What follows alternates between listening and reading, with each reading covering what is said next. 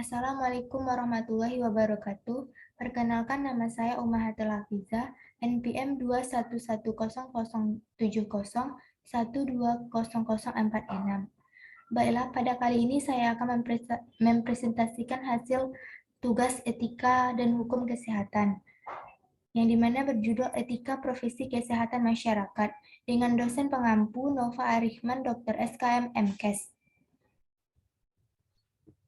Baiklah, yang pertama standar profesi kesehatan masyarakat yang berasal dari Kode Etik Profesi Kesehatan Masyarakat atau biasa disebut dengan Persakmi.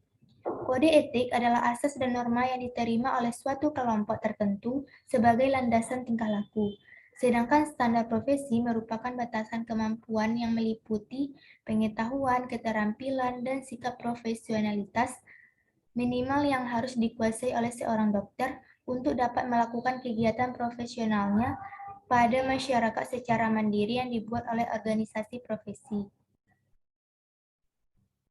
Kode etik yang mengatur pelayanan kesehatan masyarakat haruslah dibuat supaya dapat sejalan dengan hak-hak manusia yang ada sebelumnya.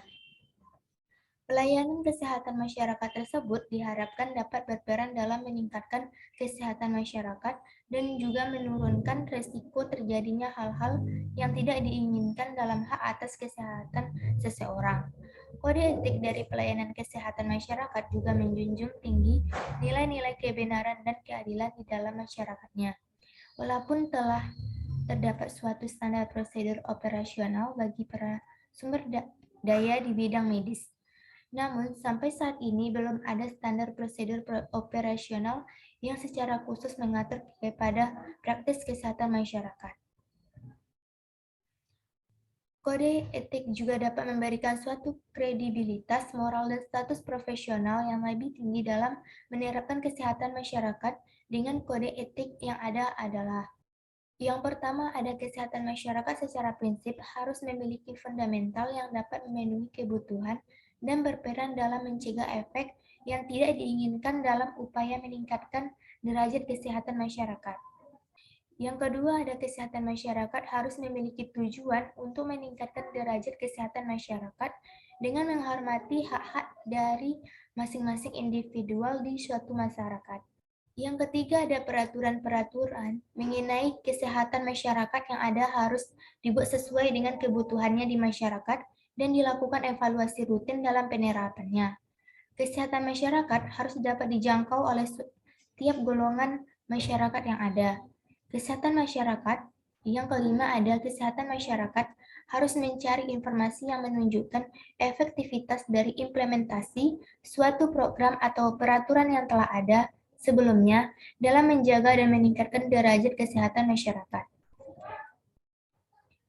Contohnya, Kode Etik Kedokteran Indonesia atau KODEKI. Masalah utama etik adalah menyebabkan timbulnya hubungan antara pasien dengan dokter adalah karena keadaan pasien yang sangat mendesak untuk segera mendapatkan pertolongan dari dokter, misalnya karena terjadi kecelakaan lalu lintas, terjadi bencana alam, maupun karena adanya situasi lain yang menyebabkan keadaan pasien sudah gawat, sehingga sangat sulit bagi dokter yang menangani untuk mengetahui dengan pasti kehendak pasien. Dalam keadaan seperti ini, dokter langsung melakukan apa yang disebut dengan Zakwarmening, sebagaimana diatur dalam pasal 1354 KUH Perdata, yaitu suatu bentuk hubungan hukum yang timbul bukan karena adanya persetujuan tindakan medik terlebih dahulu, melainkan karena keadaan yang memaksa atau keadaan darurat. Sering menimbulkan terjadinya kesalahan atau kelalaian. Dalam hal ini, jalur penyelesaiannya dapat dilakukan melalui Majelis Kode Etik Kedokteran. Jika melalui jalur ini tidak dapat penyelesaian, permasalahan tersebut diselesaikan melalui jalur hukum dengan melanjutkan perkara ke pengadilan. Contoh perlunya standar profesi bagi profesi kesehatan masyarakat. Dengan adanya standar profesi dalam proses pelayanan kesehatan, akan terjadi variasi pelaksanaan kegiatan dari waktu ke waktu, yang akan menghasilkan luaran yang bervariasi juga. Salah satu upaya untuk mengurangi variasi proses adalah dengan melakukan standar proses standarisasi meliputi penyusunan, penerapan, monitoring, pengendalian, serta evaluasi dan revisi. Keberadaan standar dalam pelayanan kesehatan akan memberikan manfaat antara lain mengurangi variasi proses, merupakan persyaratan profesi dan dasar untuk mengukur mutu. Ditetapkannya standar juga akan menjamin keselamatan pasien dan petugas penyedia pelayanan kesehatan. Dikuranginya variasi dalam pelayanan akan meningkatkan konsistensi pelayanan kesehatan, mengurangi morbiditas dan mortalitas pasien, meningkatkan efisiensi dalam pelayanan, dan memudahkan petugas dalam pelayanan. Terima kasih, baiklah sampai di sini hasil tugas etika dan hukum kesehatan saya. Jika ada kesalahan kata mohon dimaafkan. Assalamualaikum warahmatullahi wabarakatuh.